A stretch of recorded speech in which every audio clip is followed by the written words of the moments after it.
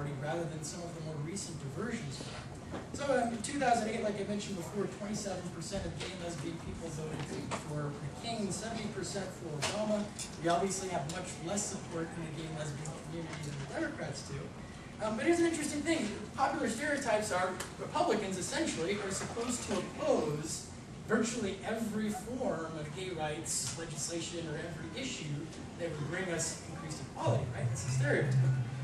When you take a look at the Republican Party demographics, what you're seeing is a very different story. And virtually every major poll that's coming out, you see increased support every year within rank-and-file Republicans for gay and lesbian people and for inclusion. I'll give you an example here. This is a survey, a national survey for the Republican Party. I believe it was 2006. And the question, do you favor or oppose allowing gays and lesbians to openly serve in the U.S. military? 42% of Republicans said that they oppose gay and lesbian people serving in the military. 49% said that they support them serving. That's a slight majority. The stereotype would be we're supposed to oppose gay and lesbian people serving in the military, right? But it's not true. The next issue here is that the question, the Republican Party has spent too much time essentially on social issues rather than focusing on limited government and economic issues. And 53% of Republicans endorse that statement, 42% oppose it. So a slight majority of our party believes we need to get off the social issues and get more onto issues of limited government and economic reform. Another question, in your opinion, should employees have the right to fire an employee based solely on their sexual orientation? 77% of Republicans do not believe that employers should be able to discriminate based on their orientation. 18% believe that they should be. That's a strong majority opposing employment discrimination. And I've got several different survey after survey after survey. Roughly 50% of Republicans support either gay marriage or civil unions.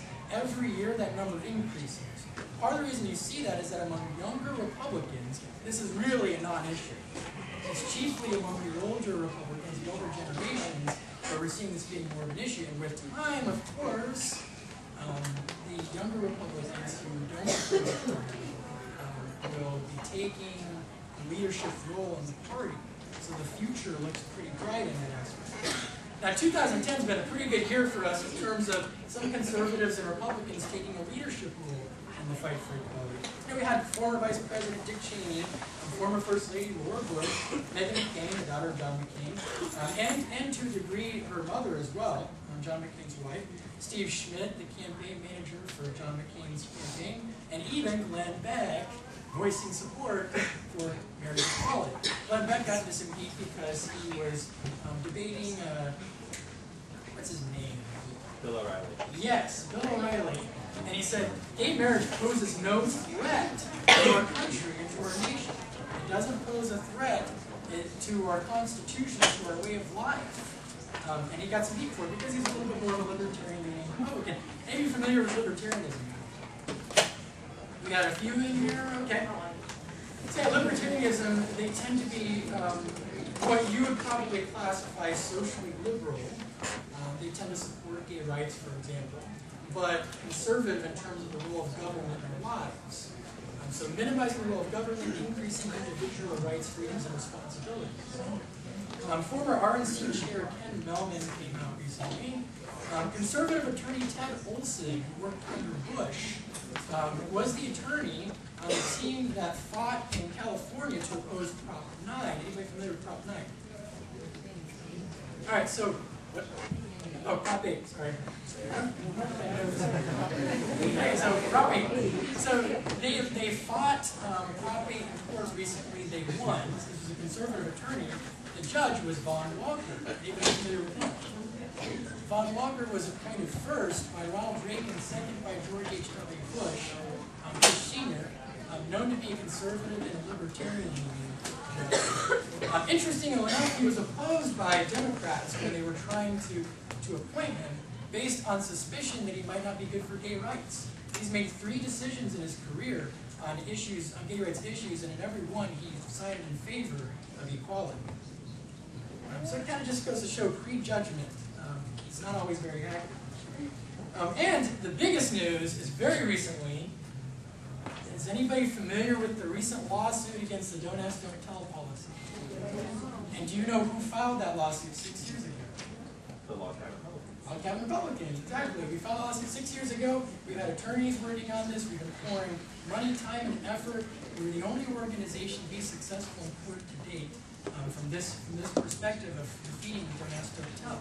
So we're still going to see what happens with appeals processes and all that. But this is an example of Republicans that are taking a leadership role, investing time, money, and energy, and a lot of volunteer hours in fighting for equality. It's been a pretty good year for us in that aspect. So to kind of summarize, despite that popular stereotype that Republicans are inherently anti-gay, about half of us support gay marriage or civil unions. We overwhelmingly support employment non-discrimination. More of us support gays in the military than oppose it. A slight majority believe that we should focus less on gay rights as a moral issue. And we're becoming more supportive of gay rights with time, still on the wrong side of history in the sense that we have less support within our party for equality than the Democratic Party.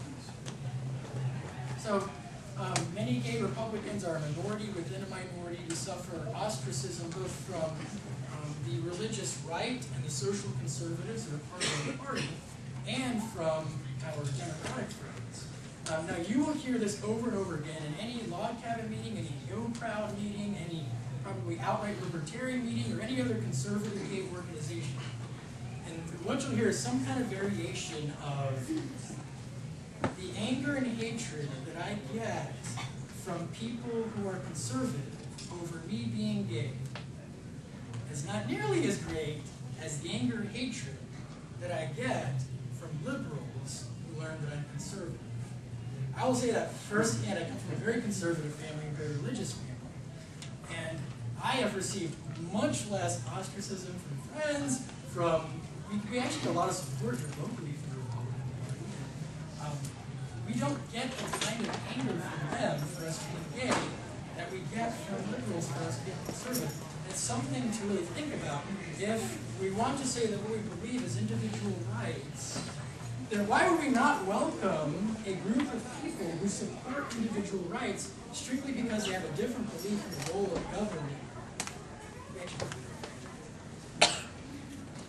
That's all good. Well, unless you want to do it quick, because there are two 30-second video clips that I wanted to pop up. I wanted to show you guys in a couple of our ads that we put out. That's one of the things that we do.